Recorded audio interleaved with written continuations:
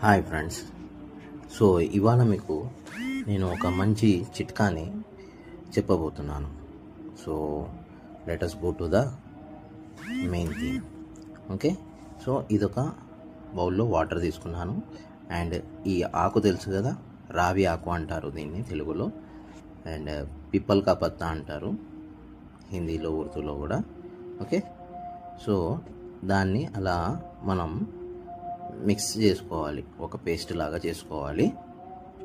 Okay, చేసుకున్న తర్వాత ఆ మిక్చర్ని మనం బౌల్లో తీసుకున్న వాటర్లో, ఒక గ్లాస్ వాటర్ అది, సో దాంట్లో మిక్స్ చేసుకోవాలి. అలా చేసుకున్న తర్వాత సో ఈ మిక్చర్ని అలా కలిపేయాలి.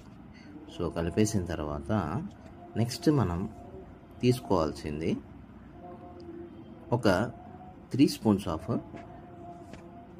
కర్డ్, అంటే పెరుగుని తీసుకోవాలి.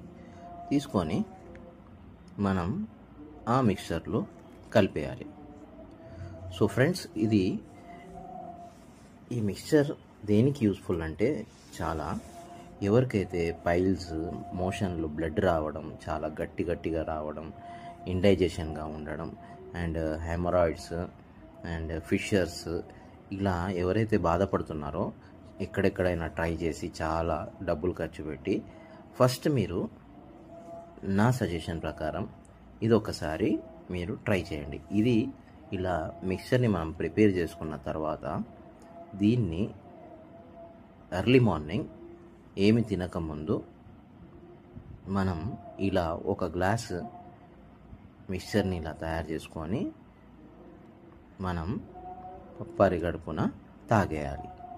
తాగేసిన తర్వాత మీరు ఆ టైం చూసుకోండి. ఆ టైం నుండి 1 అవర్ వరకు ఏమీ తినకూడదు, తాగకూడదు.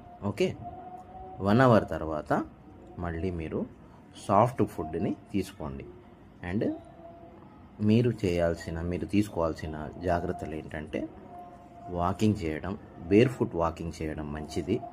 ఇది రోడ్డు మీద కాదు, మట్టిలో.